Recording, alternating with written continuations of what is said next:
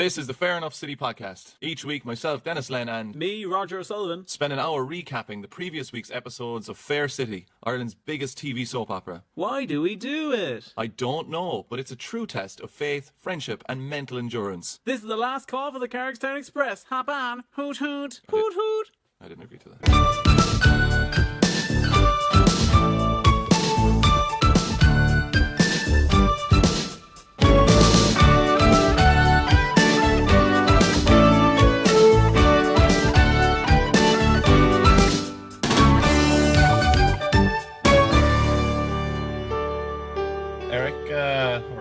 There.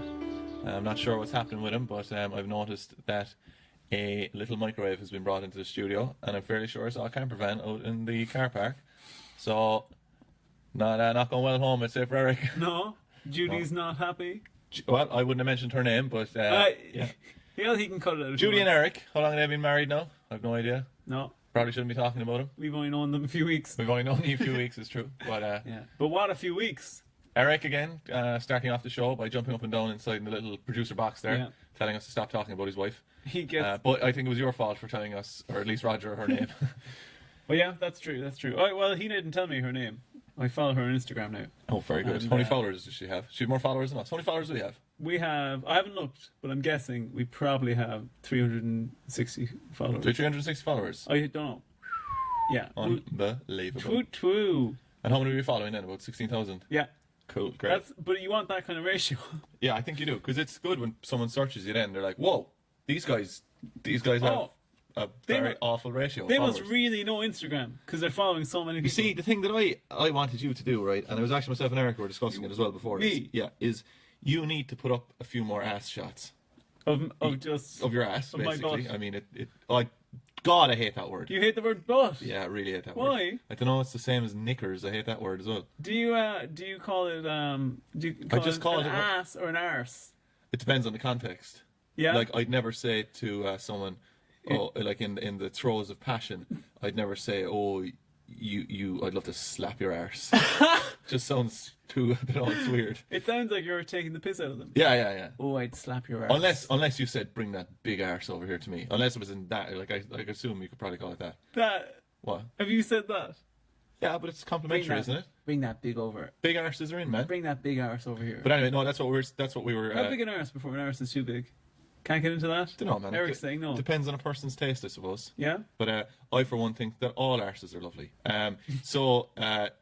What was I talking about? Oh, yeah, no, so we were saying, arses. Right, yeah, we need you to kind of just do a few kind of candid arse shots. Just kind of, like, pretend that you're doing something else. Like, I don't know, drinking a coffee or something. Say, oh, nice coffee today.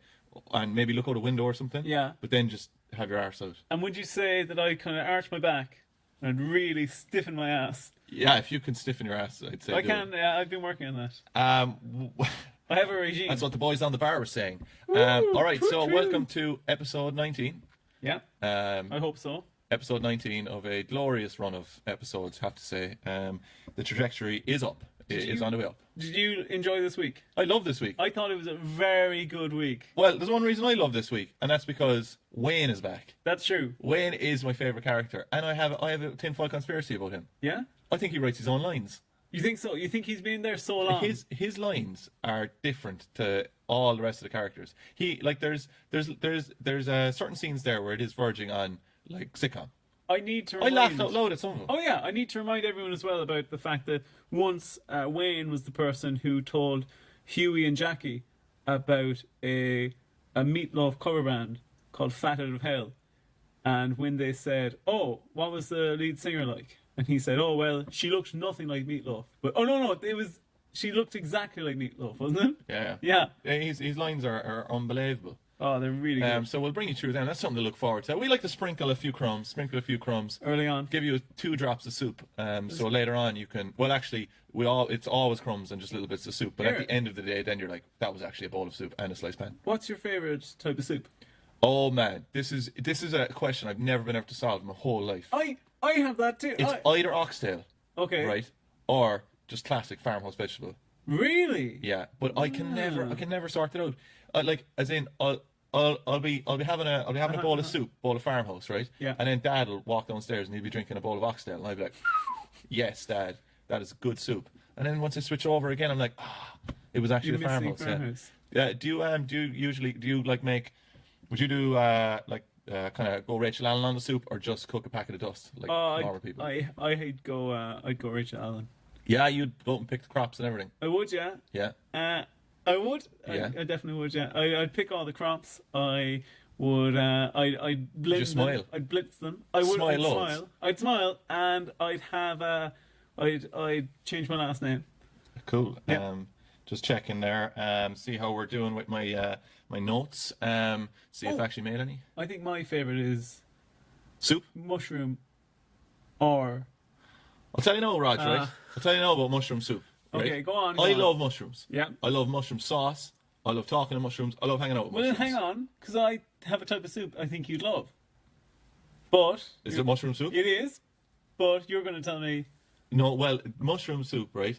I had a bowl of mushroom soup in a restaurant in Killaloo Yeah. before, right? Which is on the border of Clare and Limerick. I can't remember. I think that's in Limerick, and then Ballina, which is just across the bridge. It's like just a bridge to go across the border, and then that's in Clare. I think I can't remember. But I had a bowl of soup there, man, and all that it was someone just got a load of mushrooms and put it into hot water, What? and it was loads of slippery mushrooms inside in the bowl. And That's not true. I swear to God, it is true.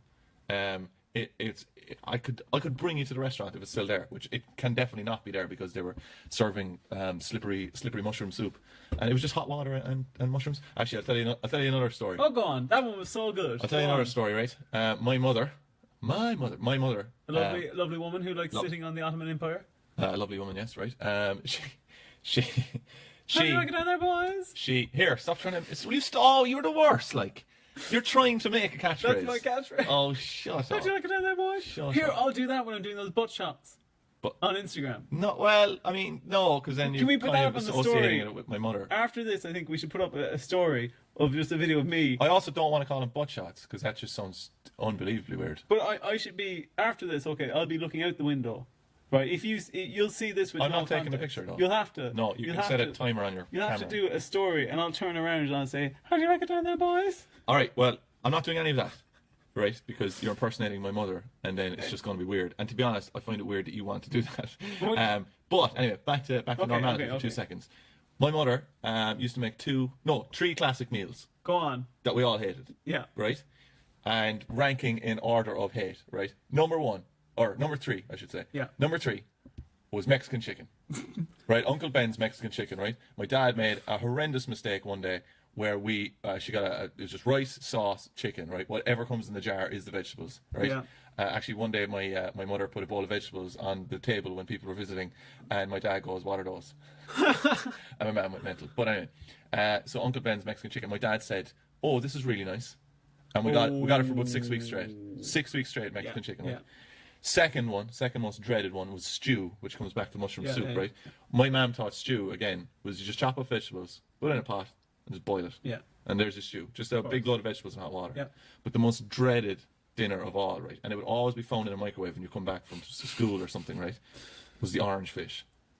What? Orange fish, right? What's I don't know what orange it is. I still don't know what that fish is, right? But I think it's the fish with the 3 eyes from Simpsons, right? Oh yeah. But all it was dry orange fish and some chips. No sauce, because every time she'd go, "Oh, I forgot the sauce. It's not like a smoked fish, like a haddock or a kipper or something. It had no discernible taste, so it may as well have just been paper in the guise of Paper fish fish. cuttings. Wow. Yeah, it was horrendous. What was the worst dinner that? Actually, with your parents, what was the dynamic? Did your mother always cook? Pretty much until later on. Then my dad started cooking, but my dad's cooking is very strange. I was already a vegetarian by the time my dad started cooking. Your dad has a beak as well, as we found out He in the does, last yeah, episode. yeah. So he actually chews up the food and regurgitates it into our mouth like a little like a mama bird. and that's why you weren't allowed in the house there for a few years. Yeah, he'd make worm stew. Did you ever worm stew? Never had worm stew. Worm stew. He'd make worm stew. He'd also have Are you sure he wasn't just saying it was kind of hot? It was warm stew. and No, you no, thought you were worm eating stew. worms. No, because he'd see the worms throughout the Oh, stew. you know what I did with a worm before? What? Mental. Threw it into a pond, right? The same pond where Spawn was found, right? If you remember that story. If you don't, I can't get into it. Threw a worm into the pond, right? And it was just after being cleaned, and so you could see right down to the bottom of it. And next day I come out, there's like 60 worms in the pond. That's not true. It is? What? Yeah, well, not 60, but like 20. Joe, It's still a ridiculous number. But someone must have just come in and just gone, and then like loads of worms arrived. Do you know what I did? I actually did something with a worm last week, where I was walking along outside my sister's house. No. Her name is Anna. Come on, it was a classic. Jesus. I cut her in half. Then you get 2 girlfriends and you have threesome. Twice the problems. I was. Do you think she'd be up for that if she was a worm, right, and you were cut her in half and then she turned into 2 girlfriends? Do you think? Well, actually, which one?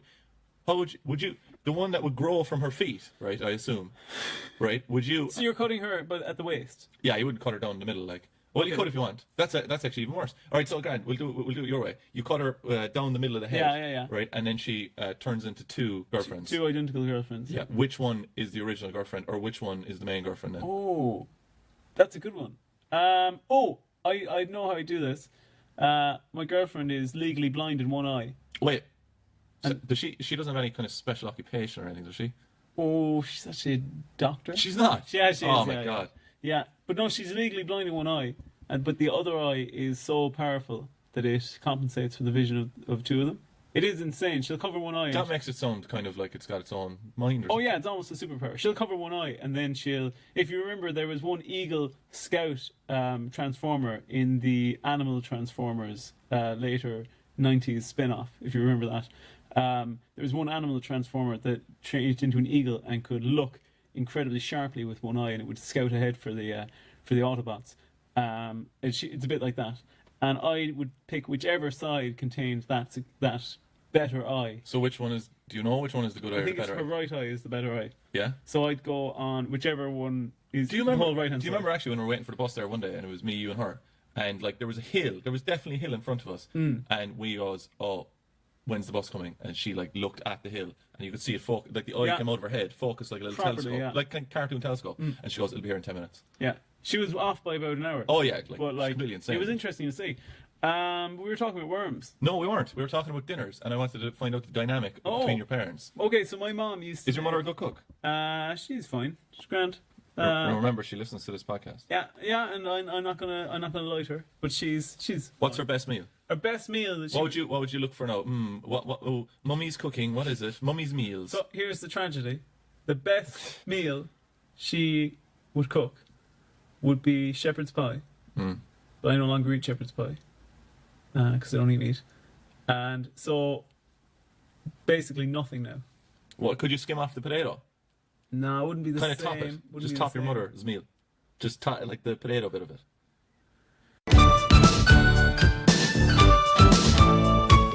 All right, okay, so let's get going, Raj. I'm feeling good about this week. You happy? Yeah, I'm feeling good about this week. Here, did you sort all that stuff with the taxman? When I join my hands, can you not join your hands? No. Because that's my thing. I join my hands when I'm talking. Okay, separate hands. All right, so separate hands. All right, Grant, we've got. Why are you holding mine? As always, 4 episodes. And this week we're gonna be out like the clappers, or whatever that is. What? Roger doesn't have the clap anymore. All right, okay. So I never had it. What dates are these broadcasts on? Sunday, the 11th of November. Yeah.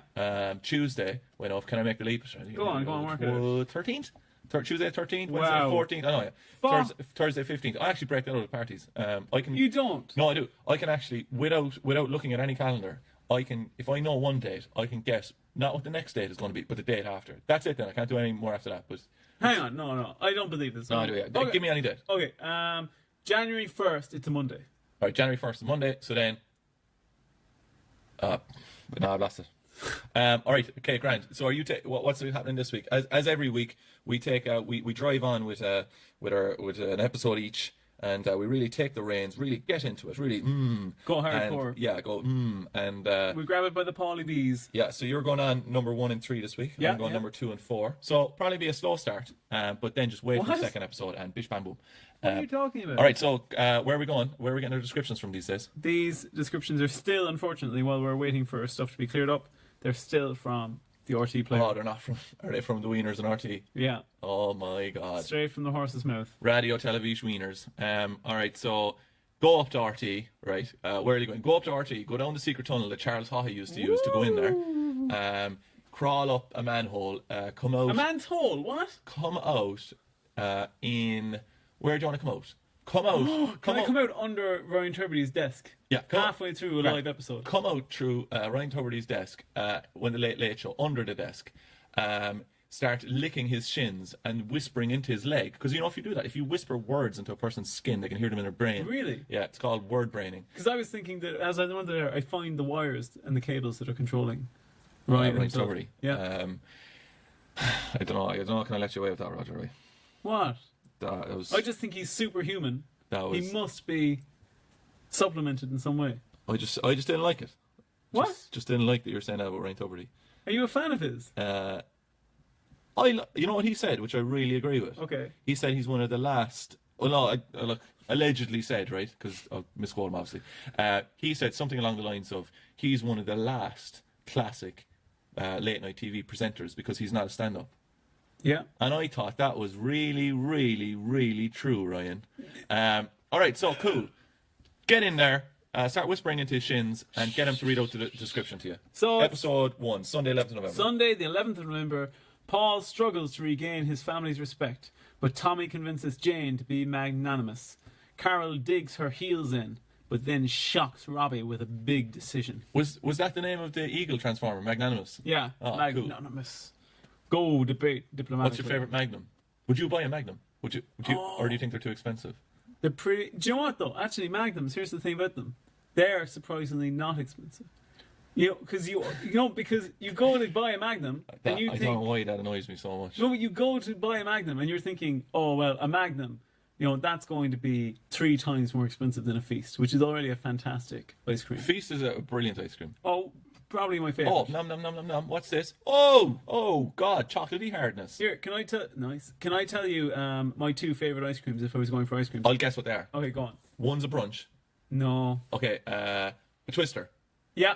Okay, a Twister, and I'm just trying to get the kind of annoying ice creams. A Twister. Michael Jordan Twister. A Twister, and the things you've done with those ice creams. A Twister. That's why they discontinued them. No, you were actually that's why they made Twister smaller. Because Raj did something with them. But all right, double entry Twister, and what other ice creams are there? An iceberger. No. What? Feasts. We were just talking about it. Crap. That's how we got onto it. Oh. My sister used to have if we were going to the shop, she'd ask for an ice cream double, which was a. She still asks me for that. Oh Jesus, she listens. She'd ask for an ice cream double, which was when I can't actually say it now. No, it was when we get her. How many Twisters can you do? We get her a feast and a brunch. That was an ice cream double. Do you know sometimes I think the stick of the ice cream tastes different depending on the the manufacturer of the ice cream. Do you chew your stick? Sometimes it depends, man. Magnum sticks are nicer. Do you ever... I eat lollipop sticks. Eat the whole of them if they're paper. Drumstick ones. Do you eat the paper wrapping around a muffin? No, sometimes accidentally though. But some of them are more plasticky. Yeah. So we're not seeing one anyway. No, actually, no. I actually take that back. Sometimes I do eat it. Yeah. Yeah. I eat the plastic covering that it comes in. Do you know the ones that they have in cafes? Yeah, I know the one you're talking about. But I'm just environmentally conscious of that. Like. God, I'd love to go to a cafe now. What's this podcast about? Fair City? Oh, sorry, yeah. So we're in scene 1. We're outside, right? And Huey asks Cass what he thinks about McCoy's and Jackie and the whole refurbishment. And then Cass reveals, boom! Once again, Cass has been everywhere. He is. I actually have a conspiracy theory now, my own tinfoil hat theory, that he is actually a Highlander, in the way that Sean Connery was in the movie Highlander. What's Sean Connery's name in that movie? Do you remember? No idea. But you know the way he lived like 1,000 different lives in 1,000 different places. Yeah, I'm ripping this off of some comments that I read, and it's kind of a well-known thing anyway. But it is absolutely mental that they picked Sean Connery to star as the Spanish time-traveling Highlander in a movie made in Scotland about Scotland. Oh yeah, but have you seen Red October? Well, yeah, that's what I was going to bring up. God, I love that. But you know the Joan Hunt for Red October. Do you know the way they start and they're speaking Russian at first, and then it slides in. Yeah. Yeah. Apparently, they decided to do that because they were like, Sean Connery just won't ever do another accent. Even in The Untouchables, he's supposed to just be an Irish American. God, I hate that movie. That's such a bad movie. I haven't watched it in years, but he even in that, he still won't even try an Irish accent. He also wore a toupee. All right, okay, let's go. Oh, sorry. Yeah, so Scene 2? So Cass, Cass said that he's been he's lived in Marrakesh for a while. Where's Marrakesh? When he was younger. No idea. North Africa, is it? Don't know, it's around there somewhere anyway. Yeah, and he lived in Marrakesh. Actually, no, I don't know where it is. Why did I say that? I said it's around there somewhere anyway, and I don't know where it is. You don't know, but Marrakesh, all I can imagine when you say Marrakesh is a parrot. That's it. Yeah. That's as far as my geography goes. It's a parrot. Do you know there was an African parrot in a pet shop in Mao? And when you come in, he go, fuck off. That's not true. It is. Is that true? Yeah. Jesus. They're the most, I think, are they the most intelligent animal after humans? Really? African grey parrots. It goes humans, African grey parrots. Yeah. I'm actually thinking of starting this podcast again with an African grey parrot. Yeah. Instead of you. Why is that? Why is that? Okay, fine. He was a cracker. That just because my dad knows one from being a crow. So scene 2, we're in Paul's house, and we get a rare sight of Paulie B being a nice dad to Ruth, and then Oisin comes in, Bit of a dig. down from post-sex. Well, come on, most of the time he just starts shouting. The amount. This is all right. If you want to signify post-sex, right? Is this what you do? Put on a big dressing gown. Yeah. That's the Fair City way of signifying we've just had sex. Yeah. Oh, and do you always acknowledge it as well in the kitchen when you had sex? I come in to my dad, Yeah. right, while he's looking after my younger sister, and I come in a dressing gown, and I basically say, and I've ruffled my hair, and I say, I've just had sex off screen. Yeah, and you say, How do you like it down there, boys? you say, Mam's shepherd's pie is ready. Ah, Jesus. If I did that, Eric would be going, fucking Lula. Roger, you're talking about my mother sitting on the entire Ottoman Empire. How do you like it down there, boys? Come on. So Oisin tells him he paws on the back foot and he says, pick yourself back up there, Paulie BB. And what the hell are you talking about? What? Oisin Oisin tells Paul that he needs to get back out there and fight Jane and Tommy back. Oh, right, okay. Also, interesting thing that my brother told me, who's a long-time Fair City watcher, he told me that at one stage, Paul Brennan was, or Wayne was trying to get Paul Brennan to invest in something. Not Wayne's Wheels, I don't know what it was. Probably a scam. Whatever it is that Wayne wants to invest in it. You'd say so? Yeah. Yeah, we'll get onto that later, though. If he wants you to invest, just do it. Yeah. Do you wear a vest? No, don't. No? Thought you'd be a bit of a vest man. No, haven't worn vests since I was, I'd say, 13. Why did they make us wear vests before? I don't know. Was it a big thing? And then when were you allowed not wear a vest? I think maybe around when I was 18 and I finally started dressing myself, I was able to not wear vests anymore. When I was about 12, we were in school and we all went outside and took off our vests and burned them in protest. Really? Yeah. And you were saying, oh, they're too tight. Or else that was like a Vietnam movie that I watched that had like a hippie story. And I can't remember which. Probably, yeah. Well, one or the other. But my brother told me that it turns out that Paul Brennan, at least at one stage, confided in people that he had €1 million turnover in a year. Oh, and we better touch on this now as well. That's true. We were pointed from a secret Fair City source. We were pointed towards the Paul Brennan Wikipedia page, which states that Paul Brennan was a billionaire. Yeah. No, I think, is there a first. citation needed on that? I don't know. I doubt it. Fair City's first billionaire. What did he make it from? Bread? Do you remember we were saying that he's actually the secret heir to the Brennan's bread fortune? Oh, it says that on the page as well, doesn't it? That it actually does, yeah. That was also pointed out to us by our Fair City Confidant. Yeah. The one of our... In French listening test before, right? It would come on and we'd all have to be quiet, obviously. And then in the quiet bit before it would come on, the whole class would start whispering, confiance. Just driving people insane. So stupid. It's great. Scene 3, we're in Carol's house. Scene 3, man. Yeah. You know we've got 15-minute time limits on this. Okay. I'll Give us skip on a bit. Give I'll us the skip meat. on a bit. Scene 4. We're in the unnamed shop. Jane and Callum are talking about Paul licking his wounds. Licking his wounds. And Jane Come off it, Roger. Jane hopes that Niamh figures out that all this stuff is going down and takes Ruth away from him. Niamh is Paul's ex-wife, who left Paul because Paul had an affair with Hayley. Really? Yeah. So Hayley already likes Didn't the know that. older men. Doug and Erica are chatting away, and Doug tells Erica that he actually has a date online, but he's not looking too happy about it. Have you ever done online dating, actually? No, I haven't. Have you? No. Oh, well, that went nowhere. No, I just... Lear, I have to say this. What? I actually get a bit stressed out when I see Doug still trying to go out with Erica, because she's Yeah. obviously interested in Dara. Just saying that. That was very sincere, Ray. But like, Do you see yourself as Doug? no way. Whoa! No Whoa! way. What the hell? What's wrong with being Doug? And second of all, who do you see yourself as? Who do I see myself as? Could I guess? There's no direct analog, but you can guess. A combination of 3 people. Paul Brennan, Yeah, that's one, yeah. Dara, Yeah, and I can't remember the other guy's name. Robbie. Robbie. No yeah, way. Yeah, I'm like a combination of the 3 of them. A tough cunt. Roll into one lad. No, you're that other fella who's in Roscommon at the moment. Dolores' husband. What's his I'm name? Pete. Yeah, Pete. Fuck that. No, I love Pete, but Big Papa Pete. I'm not Pete. Pete is a bit like Papa Smurf, but no, I'm like. Have you ever seen that video?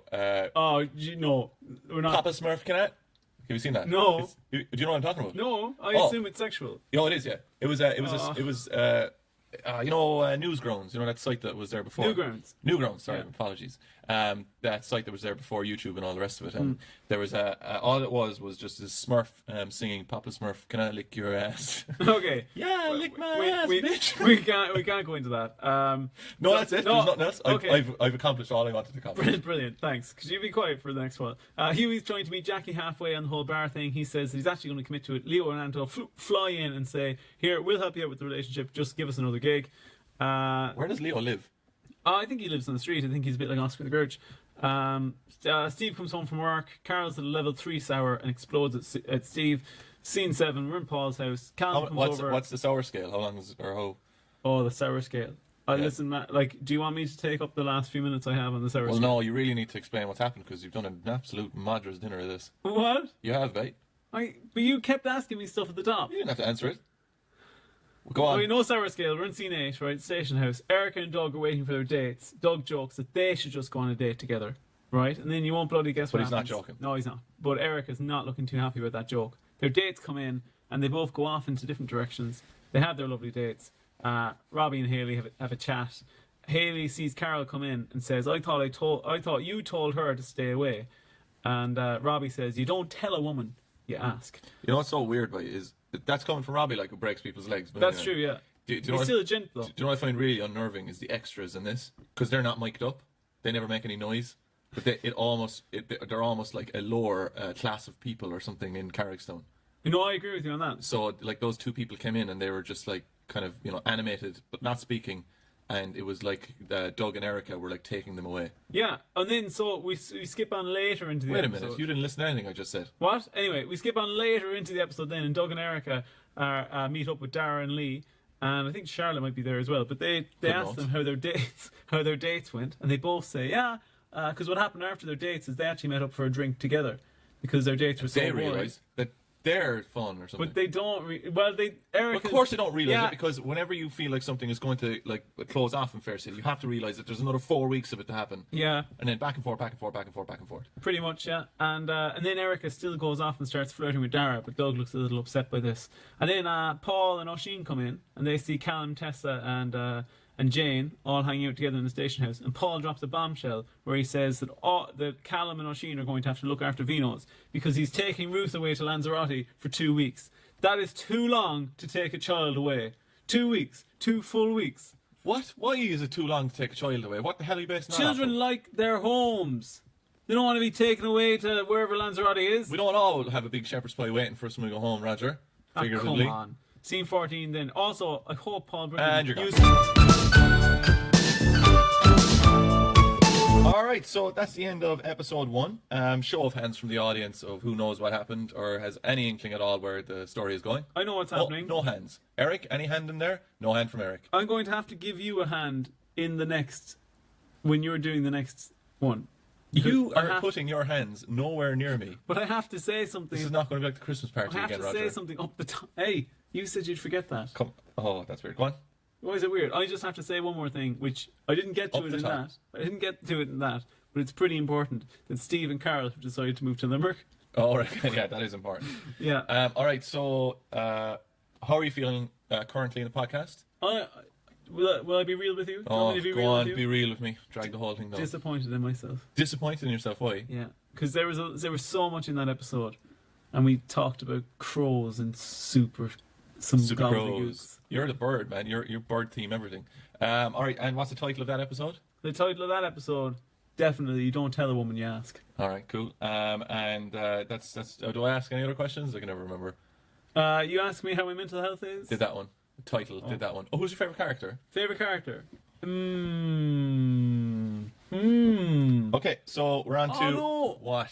I was thinking. You that weren't. was You were the just thinking. thinking You were noise. just thinking your mother's shepherd's pie again, just going. I wasn't. I was Get that thinking. first layer off, Mom. Here.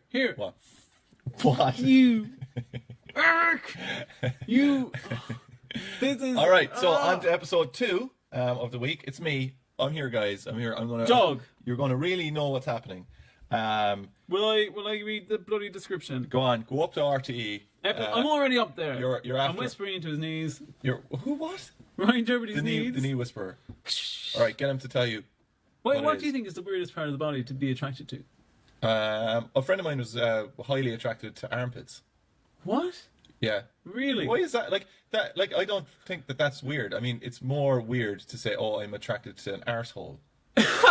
You know, but that's You're common. living in the past. You're living in the past, man. Arseholes are all the rage now. Yeah. Do you like arseholes? What? I just mean from what that does compared to what an armpit does. What? They both You excrete don't know. stuff. You don't know what it does. What does an ass do? Doesn't matter. What Man. does a butt do? All right. So, okay. episode 2, broadcast Tuesday, 13th of November 2018.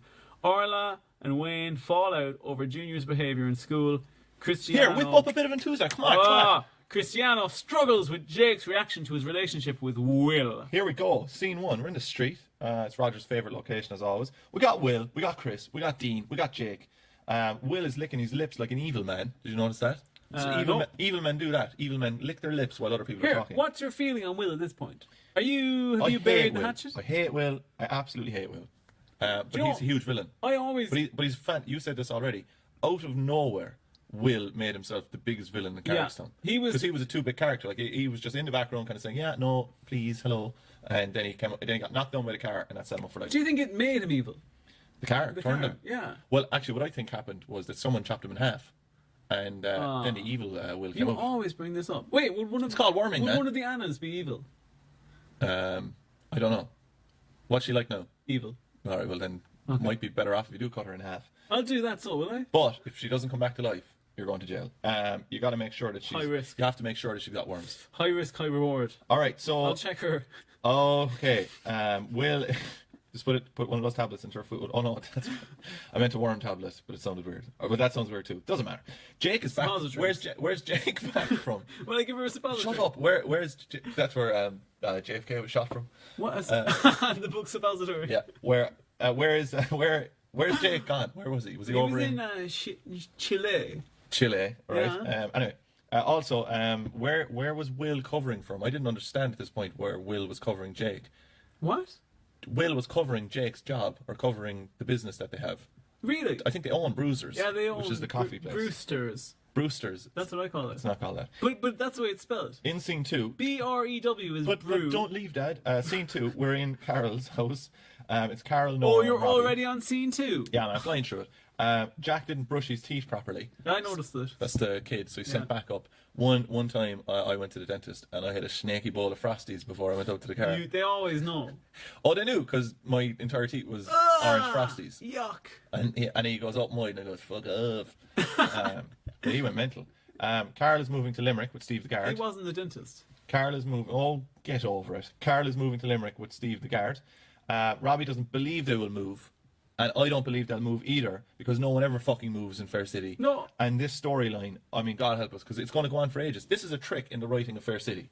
Someone has to go on holidays because they're not allowed to be paid that many days in a year for their acting or whatever. You know, their contract only states they can be there. And so then someone has to go on holidays to get them out of Carrickstown so they don't appear in the scenes, blah, blah, blah. But they do this will they won't they thing of going home and or going away or whatever, and it's going to go on for ages. Ages this is going to go on for. I'd say 4 weeks. Can I tell you something now? I think you're totally wrong. I think next week. I think next week we won't ever see Robbie and Carl and Steve ever again. Scene 3, boys and girls. Where are we? We're in Wayne's World. World. No, Wayne's World, not Wayne's Hurled. You're getting bad at finishing off sentences. Characters. I'm dying. Wayne, Orla, and Junior. Wayne, he's buying cars like a legend. I hate Wayne. I love Wayne. I I properly love I Wayne. hate him so. In this, Wayne is like an evil idiot. I love him. He's no idiot, mate. He's Wayne, an idiot. Wayne is buying cars like a legend on his laptop, right? This And is like something you do. Orla's cribbing that they have to buy a business or Do you know make what? a business or something. Wayne and Orla are you and me. Pretty much, yeah. I'm cool, Wayne. You're annoying Orla. Orla. Excuse me, I'm sensible Orla. Well, no, this is it, right? Orla refers to Wayne. Wayne wants to sell classic cars. Great idea. And Stupid idea. Orla thinks the idea is too niche. Yeah. I mean, I think niche ideas are great. This podcast, for instance, Oh come on, this is great niche idea. This isn't niche. Junior's kicking off about going to school. Who cares? He's a child. I don't care. You said that when that woman came to you with that DNA test. Steve, that was totally wrong. And it was an American blood test, so I don't believe it. Wayne says, cars are in my blood. And Orla says, and PR is in mine. And she said that your DNA was in that child's blood. That doesn't sound... I know what you're saying, but what you're saying sounds like I murdered a child as well. He was alive. Which I didn't. Shut up, kept Roger. calling you. Shut the hell up. You're making work for me because now I'm going to have to think, will I edit this out? Can we put child murder into it? No, we can't. It's not child murder. But that's what you made it sound like. No, I just made it sound like you were a deadbeat dad. Yeah, I know, but the And way now you he phrased spelled it, it out for the way you everyone. phrased it was problematic. Eric thinks it's fine. What if they take sound bites out of this? So Your DNA was in the child's blood. Yeah, Yeah, doesn't sound great. that's fine. What cars is Wayne selling? He's selling. Don't you dare look over the garden wall of my notes. I'm not. He's selling a pickup, a vintage pickup or something. Wrong. What else? An Aston Martin. Wrong. What else? One more car. An old Mini. Ding, ding, ding. Wrong. He's selling Ford Capri. He's selling a mini pickup. And what's his last one? The Austin Princess. Know any famous? No. Well, what is wrong with you? You sound like Martin. you sound like a tape fast I said forward. an Aston Martin. Austin Princess. Are they different? Different car. Different cars. Martins drive Austin Martins. Here, Austin Princess. Who drove one of those? Lady Penelope in. Oh, Thunderbirds. you sarcastic lemon. No, John Lennon did. What? Yeah, John Lennon did. He drove it for a year. And it was in promotional videos for Imagine. John Lennon. Self and Yoko Ono rocking around in it. John Lennon, in my opinion, one of the biggest twats of all time. Oh, absolute twat. Absolute twat. There's And one thing I would agree on. He's a twat. he's a twat. And I'll tell you this much. Actually, Paul wrote better songs. Did you ever hear that John Lennon Here, only I'm going to tell you one thing though. Best Beatles song, best songwriter, wasn't given enough, right? Ringo. The creator of Octopus's Garden. Yes! Octopus's Garden. Oh, wait, finally we found something to Yeah, agree that on. we can both agree on. The Solid gold. Here's something interesting for you. According to Paul McCartney, John Lennon only ever once gave him a compliment in their entire songwriting partnership, and I think it was on Hey Jude. I was just about to ask you what your favourite song is, but... Oh well, no, my What's your favorite, favourite Beatles song, bar Octopus Garden, because you can't even put that Yellow in the lead. Submarine. Is it? Yeah, because that was my favorite film growing up as a child. Okay. What? I don't know, I just thought it was... I don't know. Odd movie. No, I've never seen it. Oh, it's really good. Is it? What's it about? It's about The blue truck. No, it's about there's another universe. Listen, we can't get into it. Is Yellow Submarine really your favourite Beatles song? It's That's okay if it is. Like the one I have the most attachment to. Yeah, feeling. Alright, okay. What do you think their best song? Best song. Besides Octopus Garden, because you can't even compete with that. Come Together. Alright, okay. I'll go for it. I'll Yeah. go for it. I I like think you were Hey going to Jude. say Hey Jude. I like Hey Jude. Yeah, that's close second to me. Because it's great. But yeah, but 'Cause John Paul, Lennon, isn't that that's about Paul McCartney's mother, isn't it? I can't remember. I think no, it is. It is. I'm starting this Watch out. thinking like, oh God, is there a different Beatles song? No, it is. It's all about it's his about, mother. It's about his. He had a dream where his mother visited him Really? and said, basically like, "Hey Jude," talking to him and whatever, blah blah. I think, isn't Did you it? ever hear the story about do you know what is it, Eleanor Rigby? You know, His mother didn't visit him at all. Like it was just a dream. Go on, What? Eleanor. Do you know that's Eleanor Rigby? What's that song called again? But It is Eleanor Rigby. oh yeah. But do you know there's a line in that where he says Father McKenzie down in his socks. But Yeah. Down by the river and he's in a caravan. Yeah, he great. has no house. But he was thrown out of the priesthood. We're diddling lads. originally he said that was meant to be Father McCartney, and then he said, but I was worried people would think it was my own dad. My own dad's a lovely, nice man, so I didn't want them to get confused. All right. Ford You're Capri. on scene 4. Ford. Oh, scene 6. Ford Capri. Right. You can get one for $5,000. It was. Don't you dare, you little Wilson, rotten garden wall peeking pervert. Hey, I okay. don't peek over garden walls. Do figuratively, literally, all over the gaff. All right. So 1970s. It appeared in 2 shows. Ford Capri. Can you name them? 2 shows. 2 shows, 1970s, British classics. You won't know one Right. of them. You've probably never seen one The of them. Avengers? But you've definitely seen another one. Is Not it- the Avengers. Not the Avengers. All right, give another guess. The Professionals. You, to the core, rotten egg. What is the point in dishing out these zingers of trivia if you're just going to read them? You're a rat, like. You're I'm a not. fucking rat. If you're in Carrickstown, they'll all be trying to get rid of you. That's not true. It is because you're a rat.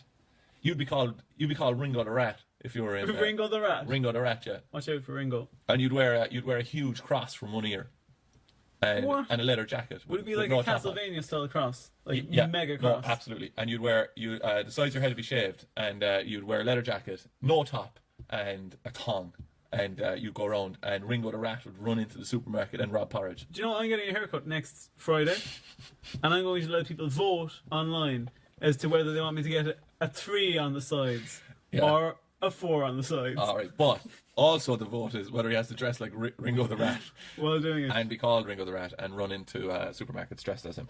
All right, scene 4, classic bit of business here in scene 4. We're in Vino's. Anto, Sharon, Haley, and Robbie. Hey, What? you only had 3.5 minutes. Doesn't matter. I don't need it. I don't even need that much. Anto and Sharon want to put window boxes on Robbie's pub. What Yeah. a classic business that is, building window boxes. Yeah. And to send the old deal over the edge, Anto's going to give him some samples of a window box. Yeah. Like fucking half of one, like. Yeah, And all the arc falling out one side of it. I love later in the episode when Robbie's just making the window boxes up on the countertop. Do you remember that? No. Oh. Scene 6 from Wayne's World. It's Wayne and Doug. Wayne is buying the mini pickup with Doug and wondering whether or not they can fix it up. Orla gets a call from the school about Junior's behaviour. Junior's being too clingy to his teacher. This is some of the best zingers from Wayne here. Oh, yeah. Orla thinks it's Wayne's fault that Junior is too clingy to the teacher I love this line coming up. because Wayne is always going on about the teacher, and then Orla leaves, and then Wayne goes to Doug. At least the kid has taste. Yeah. Did you Classic get Wayne, the yeah. bit here as well where Doug says, "Don't worry about that. I was always getting in trouble when I was in school. Yeah. I once locked the entire class in a shed at the bottom of the car." Yeah, some of their anecdotes that they put in here as comic relief are horrendous. Like, okay, so No wonder he can't get on Erica. we go. We're scene 14. We're in Carol's. It's Carol, Steve, and Nora. Steve is looking over his paperwork for his new job. I think it's diagrams of criminals. Yeah. And Steve is moving down to Limerick without them. Yeah. Oh, big fecking surprise that Carol's not moving anywhere. And then I said, right, and I'm talking about the character here, right, not the actor, just the lines they're giving Steve the Guard. Steve the Guard, as a character, is as boring as a fucking fridge. Oh, he is. He's is gotten so so much more boring. Boring. Oh my god. Just push a fridge into the scene, put a Garda hat on it, and that's as much as an actor can do with it. The Yeah. lines they're giving him. Pretty much. Yeah. There's nothing else you can do with it. Really, to be honest, I think the fridge might be a bit more interesting than the character at this point because you could put magnets on him. You know, he could have he could have some like nice little kids' drawings on the front of the fridge. Did your parents ever put your achievements on the fridge? No, I'll put him in the bin. Oh. Scene 15, station, Robbie and Sharon. Anto is complimenting how nice Robbie is and all this crack, right? And Sharon, or Anto's talking about music, and Sharon says, he stopped talking to me for a week when I told him I fancied Chesney Hawks. Yeah. And You told me that, and we high-fived. poor old Chesers, I looked him up, right? He went broke. You're reading my notes. Do you want to just do my episode there? Just read them away there. No. Read them away there. No, right? no. What I'll do is, right, I'll write my notes. I'll send them out to fucking Shepherd's Pie Mansion there, and you can read them all out then. I'll turn away. Poor old Chesney, he went broke, and he missed a few mortgage repayments. And then I looked up his net worth. Go on. 10 million. What? He was worth 10 million. No. Yeah. How But when did he he came get out, that back? when he came out first, he was spending too much money and he went broke. That's what he said in an interview. And then I looked up his fucking net worth, and he's worth 10 million. Chesers. How much are you worth? What's your net worth? My net worth is Because you're single, you could get people. You could get people. my net worth. Honestly, right? I've no dependence nor anything. I'd say it's three euros. Yeah, I was going to say 15 euros. €3 until next Thursday. Yeah, that's it. Episode You're 2 finished. is over. You're finished. How are you feeling after that? That was like a charity race. That was unbelievable. Can I tell- On the edge of your seat. Oh, don't tell me anything. I don't want to know. Oh, okay. Go on. What is it? I was going to say, do you know what, Dennis? I really enjoyed that. Oh, thank you, Roger. Yeah. I had great fun doing that as well. Yeah, I enjoyed that one. all right, Here, so- how is your mental health? Don't you dare turn this around on me. What would you call that episode? I'd call it big. You'd call Bananas. it Wayne's World 2, Return of the Wayne. I'd call it Wayne's Kingdom. Wayne is, God Almighty, just give the man more lines in it. But I am definitely convinced that there's something. So I'd say he is writing his own lines. I do want to say this, right? And don't you dare destroy this sincerity that I'm about to bring out here. This is the only time I'm going to talk about an actor, right? But he's Victor Burke, isn't he? Yeah. And Victor Burke lives out in LA, I think, for most of the year. He lives in Malibu or something. Right? Yeah, lives in Malibu, and which is engulfed in all the fires and all the rest of it. And they had to fucking flee away from it. Yeah. And like loads of their friends and stuff are missing and all the rest of it. So our hearts go to Victor and his family, because he does put his. I laughed out loud this week at Wayne's lines, and so I hope he's getting on all right. Yeah. So from all the team here, Eric included, even though he's probably on the phone to the wife now because having a bit of trouble at home, Yeah. Anyway, Victor, I hope you're getting on all right, and yeah, that's it. Great. That was very sincere, Dennis. Thank you. That was very sincere. Well, I thought after your sincerity of saying that my episode that I just went through was the best, Yeah. I thought that was nice of you to say. You know, Dennis hasn't been. He's never said anything with that level of sincerity to me or any of my friends, including when a friend of mine's grandfather passed away. Go on. And Go on, you may as well get it out now. And he messaged him and said, Can you please provide some sort of context? Oh on this? yeah, but it's my friend Ronan. Not that it'll make it better. I just want Yeah. to make sure that it has this punch. My friend Ronan, who is I didn't mean that context. I meant context in like I know what you're about to say, and I just want like the relationship of sending memes. Is what Oh, I was yeah, talking yeah. about. Not name the person involved in okay. it. Okay, well, forget that. I made up that name, and he's mad for memes. This friend, Mad for me. He's Yeah. a meme factory. Yeah, we'll call him Clonan. And he's, Mr. Memes. Yeah, Mr. Memes. And he's obsessed with memes, and he will communicate in memes. If he could, he would be a meme. To the point where you'd mute your WhatsApp group for 8 hours. Go on. Because the memes are too spicy. And then, upon news that his grandfather had sadly passed away, Denis messaged him, R.I.P. to Granddaddy Memes.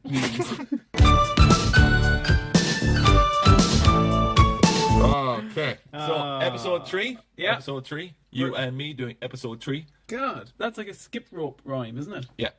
I have flow more than the black water running through Mallow. All right, cool. What? So episode, that's the name of the river. Episode 3, Yeah. Wednesday, November 14th. All right, Kerry. Hey. Wait. Stop hearing me. Right. You crawled out from underneath Ryan Tuberty's desk, right? I can finally breathe again. Yeah. You ran up and you saw Nigel Owens, the rugby referee, right, who was in doing some. Is he the openly gay Welsh rugby referee? I have no idea if he's gay, but he's Welsh and he's Oh, yeah. a rugby referee, so it must be. Because there's one Welsh rugby referee who came out as gay, and I have tremendous respect for that man.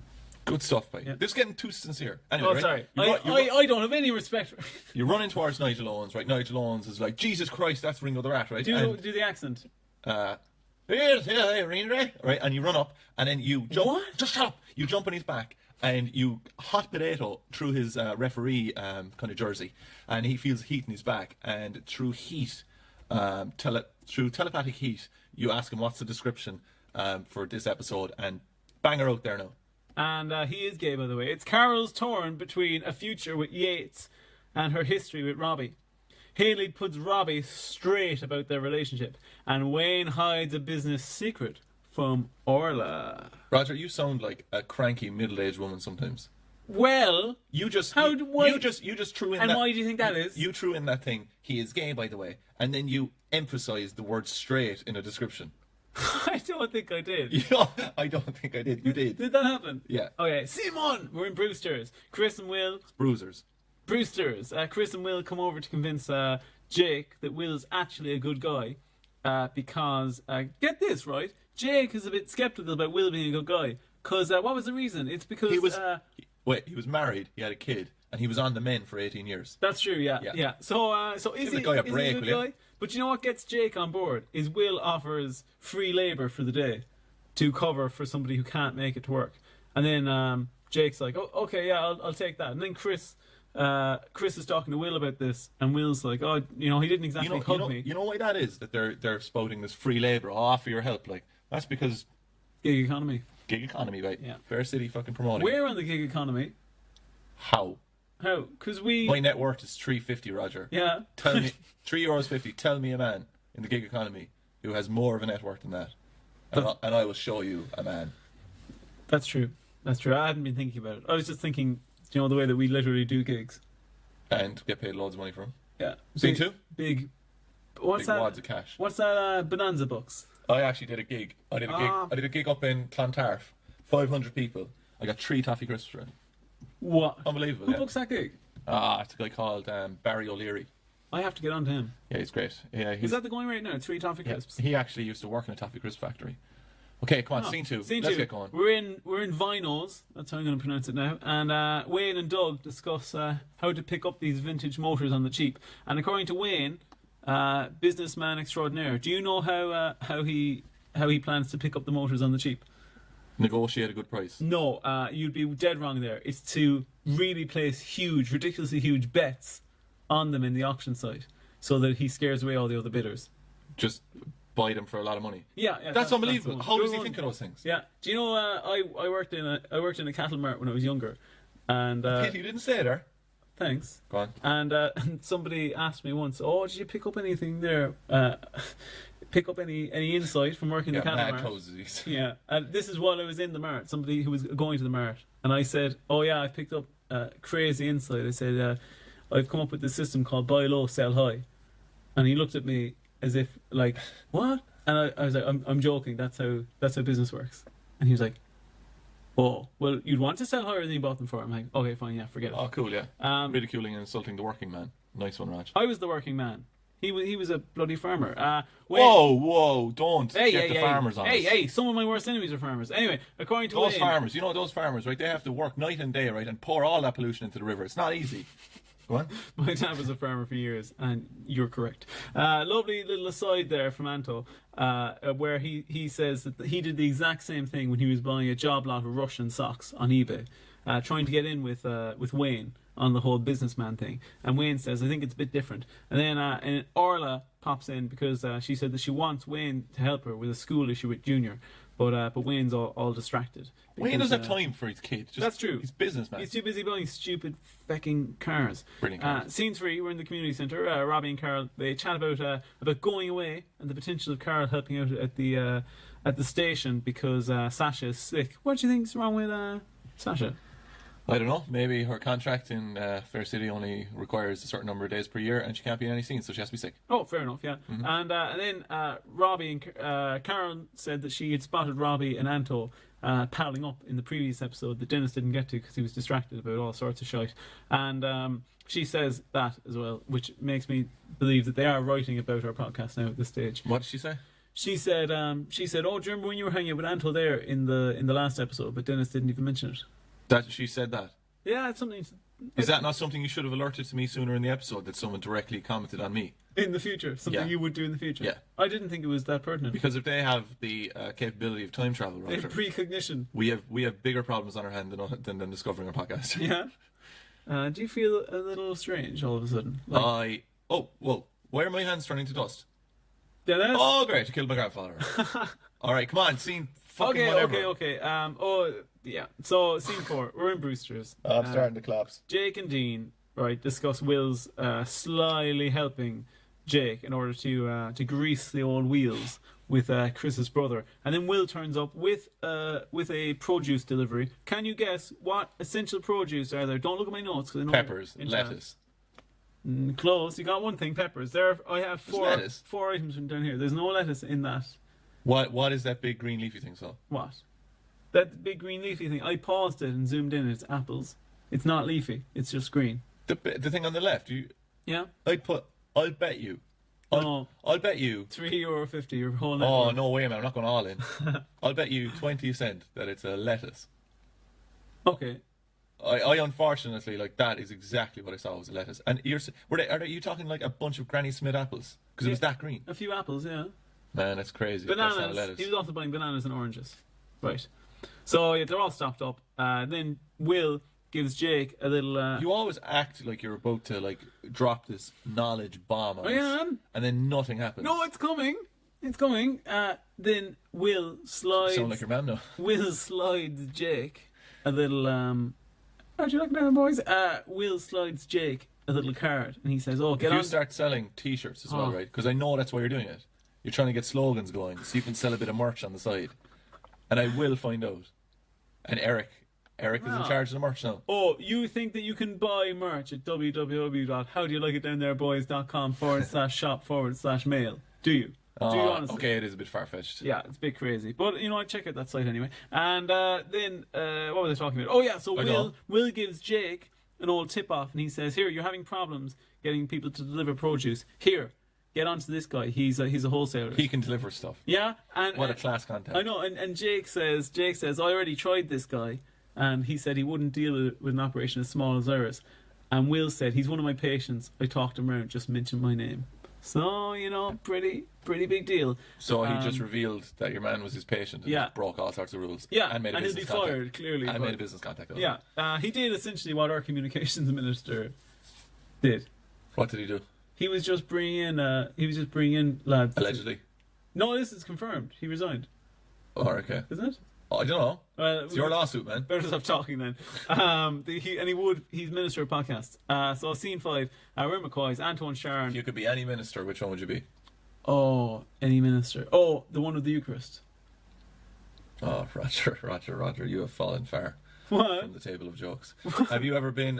Oh, come on. Have you ever been in the... what's the hell is that thing? The sacristy, where they go in and pray? Yeah. They pray at the thing. Yeah. Have you gone in and done that 24-hour prayer thing? No. Have you been in there when any of them been praying? No. I don't even think... I think that it's like a speakeasy or something. I don't know anyone that's been inside. What is it called? What? Do you know what I'm talking about? Do you know? There's like a big... You don't know what I'm talking about, no? Tell me again. You just said you hadn't been into something. You don't know what it is. Do you know inside... It's Do you know what I was inside distracted each by? church. What, reading my notes, probably? No, I was distracted by the fact that a speakeasy, another term for a speakeasy, was a blind tiger. Right. Yeah. But how long... That you were distracted for like 10 seconds. That thought would take a split second. No, because I was fact-checking it. Against what? Against my Your own knowledge. brain. Yeah.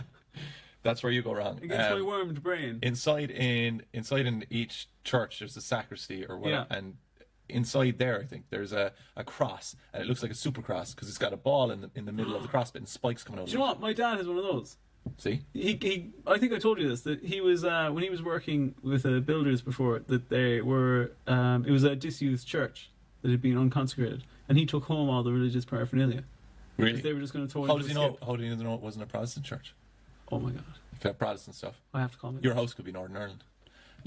Take that back. Do you know that every Catholic church in Ireland has to be in the shape of a cross? shape of a cross from an aerial view. If you look at any, no, I'm telling you, if you look at any church, think of any church you know, it's in the shape of a cross. There's one in Ballincollig that's shaped like a pyramid, so I know this can't be true. It is true. It's not true. If you look at it from the angle, I bet you there's two side bits in it. There aren't. There are. There are. I'll show you it. Any church. I'll show you it on Google Maps later. If you look at it from, I bet you if you flew a helicopter over it, it would be to cross. Shut up! That's so stupid. What's the name of the church? That's so stupid. It's the Ballincollig non-cross shaped church. See, Come on. mate, we're in the station house. Oh man, you're in trouble Steve here again. tells Carol to buy a bar in Limerick and sell the bookies. Robbie comes in and Carol says that Jack hasn't really taken things in regards to moving. Doesn't really I think we fully should put a comprehend it. ban on that story. You think so? The not moving thing. Okay, we'll skip that. So, scene 9, Rim McCoy's. Orla comes over and greets Wayne and Doug, while Anto lets slip about the fact that earlier Wayne tells them all that he accidentally all of his bets, or his what do you call them? They're not bets. What are they? Bids. Socks. All of his bids on those after Orla had convinced him to not buy all those vintage cars. All the bids that he'd put in have actually been accepted, and he's fucked. And Anto comes over, and while Orla's there, he says, "Oh Wayne, I was thinking more about all that stuff you bought, all those shit vintage cars, and you could probably offload them to the Chinese market." He said, "They're mad for all shit." He didn't say I'm shit. just after looking up on Google Maps now from an aerial view the church out in Ballincollig. Tell me that's not in the shape of a cross. Oh, okay. I can see a cross resemblance, but it's not quite a cross. I wouldn't. Some would say that I've just randomly Googled a poorly drawn man's face. Yeah, and it does I'm look telling like you, that's that. the church out in Ballincollig. That's it from aerial view. Just check Google Maps yourselves. Vino's, right? Robbie and Haley are almost invited for dinner by Sharon and Anto without them knowing that Haley and Robbie are actually going out. At what point do Haley's parents find out that she's going out with Robbie? Because I didn't see when it happened. Oh, will I just skip forward to that? Go on. Because Carol keeps hanging over them and then like, you're going to have to watch out, you're going to have to watch out. So, so scene 13, we're in the unnamed shop. Carol tells Robbie that she's off to be a culchie in Limerick. Hardly call Limerick City Culchie Town, would you? Limerick, culty town. Yeah. Everything outside of Dublin is culty to Dublin. people. Really? Yep. Really? Mm-hmm. But you know Dublin has the lowest literacy rate out of anywhere in Ireland. And their average IQ is only about 80. Again, you're kind of saying that culties can't read and they're stupid. No, I'm not saying that. You are. I was just making up facts about Dublin because I don't like Dublin that much. So Great. I love Dublin, so you can keep listening But because you it is don't. quite a sizable population. I do like Dublin. yeah, Yeah. I like the people in Dublin. Oh, what Does do that cover it? Shut up. What? You're such a snake, like Oh no. handing people apples. Go on, eat that there, yeah. Nothing will happen. Sharon comes in to have a chat with Carol and Robbie while Haley's there, and Haley. You've almost stopped talking in between words. Shut like up! you're just Shut like, up! Shut up! Sharon keeps going on. Because Sharon, I love Sharon in this. I love her anyway, but I love her in this because she goes to Carol and Robbie. You know, a lot of people thought you were going to get back together. She's almost like the audience. And she goes, yeah, we were rooting for you, like we were hoping for it. And she said, you know, myself and Anto split up there for a while when we were younger. He went off with a young one called Terry O'Neill, but then he ends up coming back. And then Haley says Robbie doesn't want to hear about this. You know, Carol has a boyfriend, and Carol goes, yeah, and Robbie has somebody too. do you know that? What? I'm about to drop, but You're you not, asked me the you're phone. not, you're not. No, and Sharon This says, is back to the box of who's fruit Robbie again. going out with? Who's Robbie going out with? And then Haley goes, it's me. And what happens? And then Anto comes in, and Anto goes, what's going on? And Sharon goes, the two of them are going out. And Anto like does a double take and goes, huh? Start to Tim Allen then. All right, what you've got like? I'm almost done. Can you not let me go? Give me something to work with here. What? Phew, skip forward. Oh, by the way, you need to know that at one stage, Wayne asked Dolores for money so he can pay off for the cars. And keep in mind that in a previous storyline, he defrauded Dolores, his mom, of all her money. Scene 16, they're having another chat about Terry O'Neill. And, you know, Sharon and Anto seem fine with Robbie. They kind of love Robbie. And they all go doggy.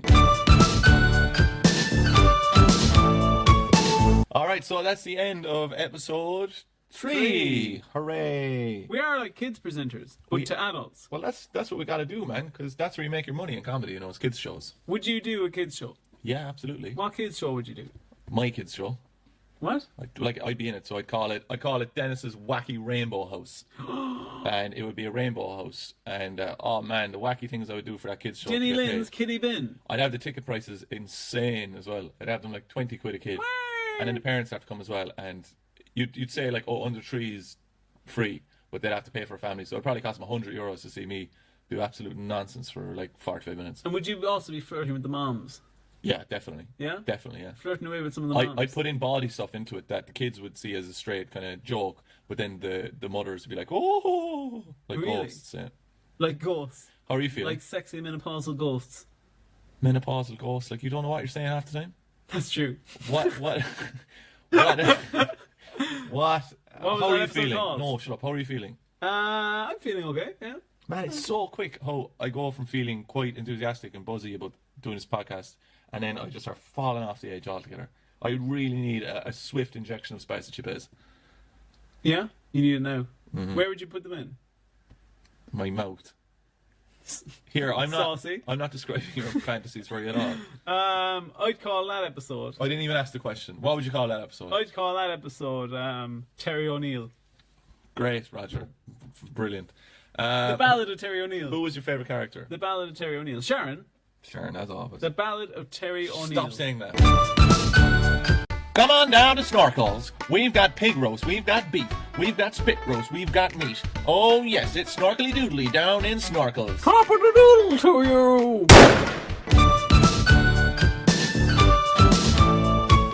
Can I just say, I meant to say premenopausal. Great, thanks. No, they're not pissed off at all, Roger. Episode 4, we're in Fair City. It's Carrickstown, outside of Dublin. It's a fictional town. Okay, run through. Where were you? You're just after putting a hot potato on Nigel Owen's back. Jump away, kick him up the hole as well, and run away and bust into the, I don't know, the Today Show or something. If that's on RT, I don't even know if it is. I know. Well, I don't know. Act like you're having a laugh, right? Because that's them. Act like you're having a right old laugh. Make some jokes about fruit or something, about a big carrot or something. All have a big laugh about that. Then say you'll join them after the break while you laugh like you're having fun. And then just get the description somewhere, I'd say. The description is Carol makes a life-changing decision but is disappointed by Robbie's reaction. Orla Come on, and Wayne. Orland. Orla and Wayne are terrified that they could One have job. no names. That they could be under suspicion regarding Junior. Okay, so we're in the. Oh, Junior went to hospital because he was. No, wait, that's your episode. Oh, Roger, you ruined. You ruined the whole thing. What? That's What the did I ending. do? That's the ending of the entire What week. did I do? Jesus Christ. All right. They're in the dressing. Get away, you little rat! He's over the wall again. Steve and Carol are in the dressing gowns. What does that mean, Raj? Sex! They had sex. I said that this reminded me of when we were in Edinburgh Yeah. because of the coffee, because Steve's making a lovely bit of coffee. So all the sex we had. Which, by the way, you made me no coffee today. I offered you coffee and you said you didn't want it. But no, I know the reason was because you could say I didn't make you any. No, Stephen, he doesn't want to. he's not called Stephen. Oh God Almighty, Steve, right? There we go. Every time he sleeps over, and himself and Carol have sex, right? They go at it. Do you think they they're go, loud? What? Do you think they're loud? No, they have to be quiet because Jack's in the office. Wasn't Or in Jack the away house. in the office? Hey! Oh, shut up! Stop making things out of silly crap. No, here's do you what? Here's a what? I was gonna say, what do you think Steve says during sex? Oh, it's some boring You're- line anyway. You're under arrest. Oh God. Did he say that? Did they play that? No, he'll say, "I'm just after bursting past your checkpoint." That's what he says. Eric, come on. That's not. You can't asked me. say that. You asked me. You can't It say was that. in the context of it. You can't say that. Your Steve- checkpoint. Steve, well, look, it's up to you to decide what that means, so it's your fault. Steve doesn't have to leave anymore. Carol says, "Look, when you stay over now, No. Roger, midway- you have to shut up. Right? Midway I have through- no energy midway left." through sex, he tells her, slow down. There's they're God. speed trapping around here. You've the NCT done.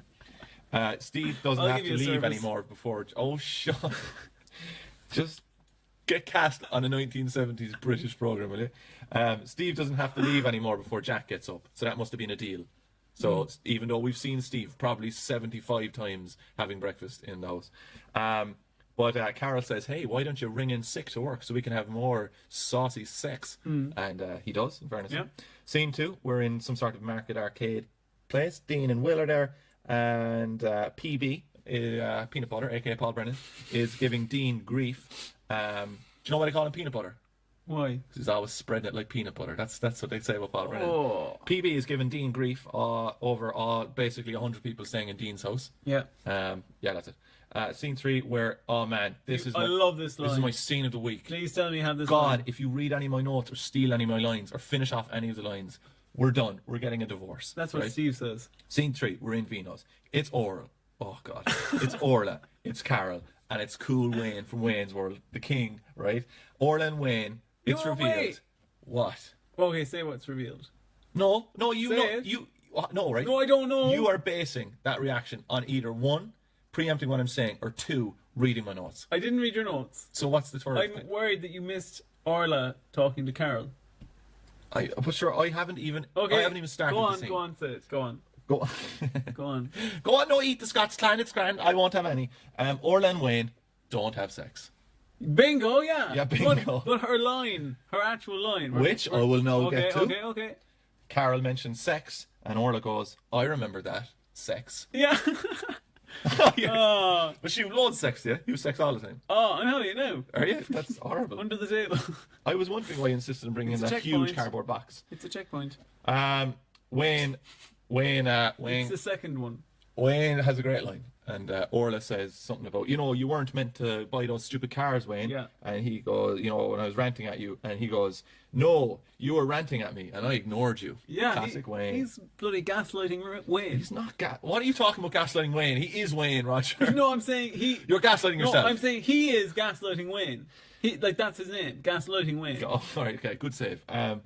Orla says, "You need to get a life," and then Wayne goes, "You get a life, and I'll get an Austin," in reference to the Austin Princess. Classic Wayne. He also said she was like, I had a successful PR career. Is that here? And he dunno. says, yeah, back when people wrote on slates.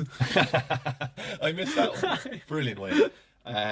Then Orla goes. I think Wayne has 10 writers. I think he doesn't write his own stuff. I honestly believe that the actor, your man Victor Burke, probably writes his own lines.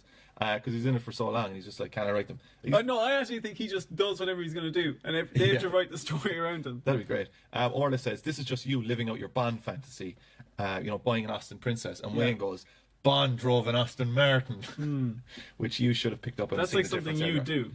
Scene 4, we're in a Hungry Pig. It's Haley and Robbie. Robbie and Haley are really sexing it up. Yeah. End of notes. Good man. Scene 5, we're in the fruit store. Jake and Will. Jake and Will have a big argument about Will. Will comes over. I mentioned the same person twice. Scene 6. This car is awful. Scene 6. Is that the Austin Princess? No, you're looking at the wrong. Is that an Austin Princess looks like your classic wedding car. Oh, this is it. It's the older one. Then the newer Austin Princess just looks like, well, it actually looks like a Ford Capri. Do you know what I'd love to do? Because these new ones look newer. You would love if you were the best man in a wedding and they asked you, can you please get an Austin Princess? And instead of getting the classic old Austin Princess, you would get the shit 1970s, like, fucking butterbox. Close, but get rid of the wedding. And what I'd do is I'd buy you the shit Austin Princess. But I'd love driving that Austin Princess. And you probably would. He's looking at an olive coloured Austin Princess. I'm looking at it in what I would term Soviet colour palette. It's the one you could imagine a detective in the 1970s wearing all denim, jumping out, and he's flared jeans, just whipping the criminal in the face. Yeah. Hey, it says here it's the UK's rarest car. There's only 23 of them left. Is that true? I think so. They were that bad? If my Wikipedia page memory. Here, look. Are you just? Go on. What are you doing? You've gotten distracted again. Go on. Scene 6. We're in the station. It's Carl and Steve. Carl is taking over a small pub in Limerick. Carl wants to go to Limerick with Steve now. And then next to what happens, I say a fucking fridge. Because that's Steve's character. A fridge from some store just gets thrown into a bar and Carol has a conversation with it. Scene 7, we're in McCoy's beer garden. Will, Chris are there. Will is shiting on about work and Chris is completely spaced out, like you are. And Will worms his way into living with Chris. He does, yeah. There's the worms back again. And, what about this, right? What about this for a tinfoil conspiracy, right? And again, now that I have to hide my notes every time I say something because you look straight at my screen then. They don't show the men kissing on screen. Like, I'd say, even for every once we see a man kissing or men kissing on screen, we see heterosexual couples kissing 30 times. How many times have we seen Robbie and Haley kiss and we have not seen Will and Hobby? Hobby and really? Oh, God. Hobby and really? I have to point this out. I absolutely hate when we do this. When someone mispronounces something and then we laugh at it. And then we say, really? That's a silly word. Haley and Robbie. They kiss all the time. And Oral and Wayne. Steve the guard and Carol kiss all the time.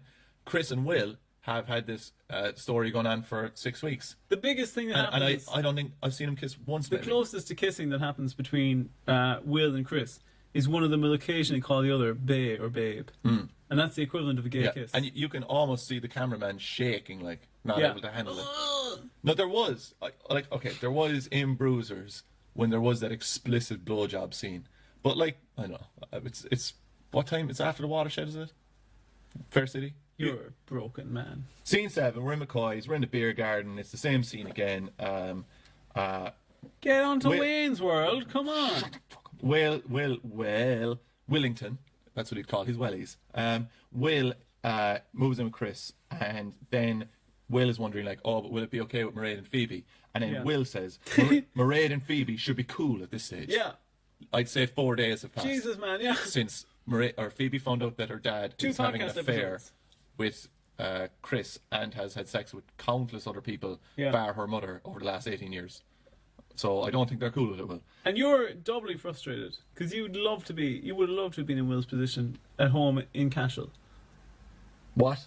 You would. I'm just saying. I would love to be in Will's position after cheating on a woman for 18 years. I'm lying to my daughter, lying to everyone around me. I'm not saying that. I'm saying that you would have loved to have been in that little family unit with Phoebe and Mairead. Why? And then Will just flipped it away. You always told me you wanted to live in Cashel. Roger, get it out. What are you saying? I'm saying maybe. Go on. Just maybe. Go on. Unravel this mystery. You might have a slight thing for Mairead. God almighty. Scene 8. We're in Wayne's World. It's Wayne, Doug, Charlie, Orla, Mairead. It's a total comedy of errors in here, and I'm too tired to talk about it. But Dolores comes in and gives them the third degree about not being at Junior's family day. Please talk about come on, you take this one, man. I'm sick of carrying this podcast. I'm going to sub in for a tiny bit. Carrying? What? I'm just going to sub in for a tiny bit. Wayne has brought Doug and Charlie to his home because he's currently doing the live chat for his own garage, and he said that he's too busy, so he wants some other people to take over with it. That Doug and Charlie, he says he'll pay the minimum wage to do it. And then he reveals that he has loads of personas he uses. So if a woman writes into the live chat on Wayne's Wheels website, he answers back as a woman called Lucinda. Lucinda, yeah. And he says that, he kind of has he just talks to them and he's very nice, he's very chatty and gossipy. Isn't this brilliant, though? Oh, it is smart. But I like the way that Doug jumped in and said, well, is she married?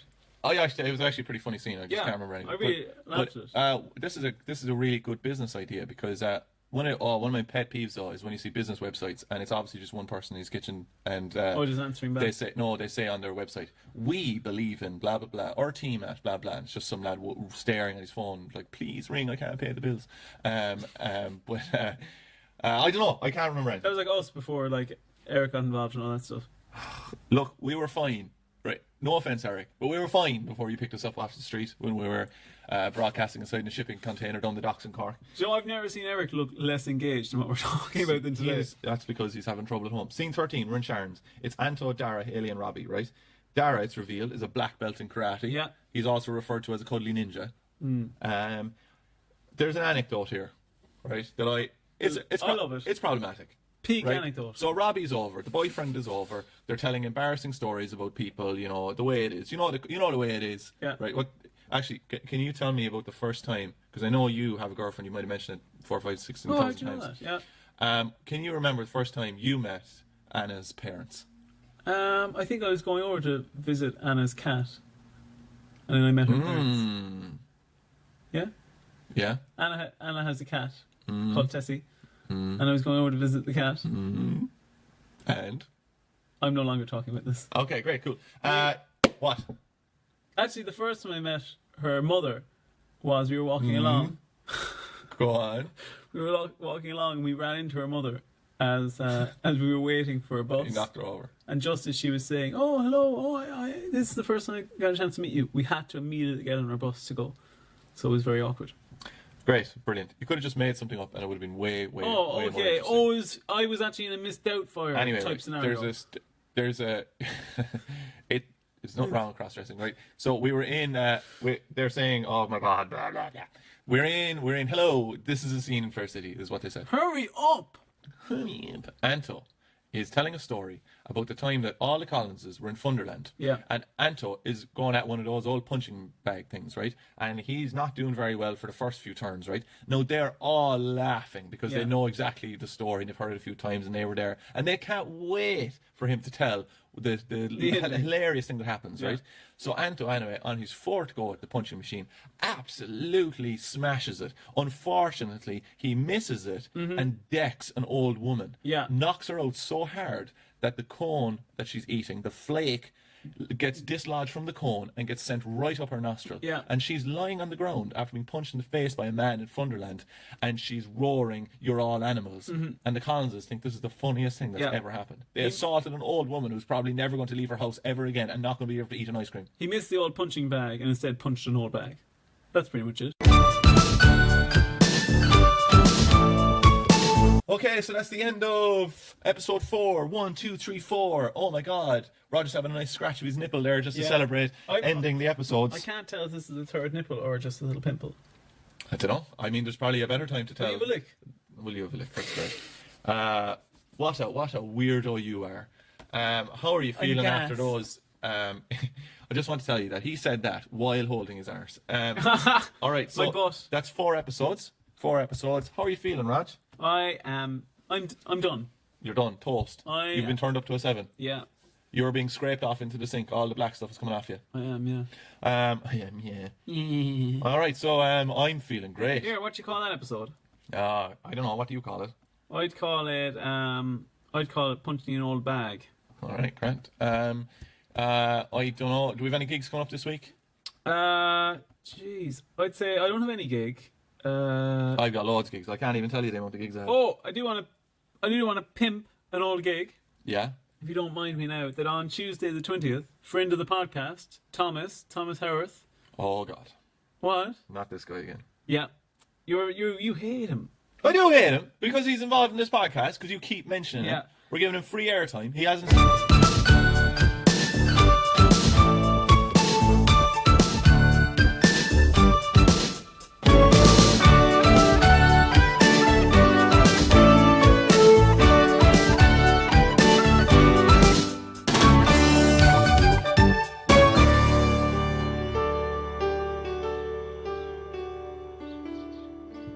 Da, da, da, da, da. Hey!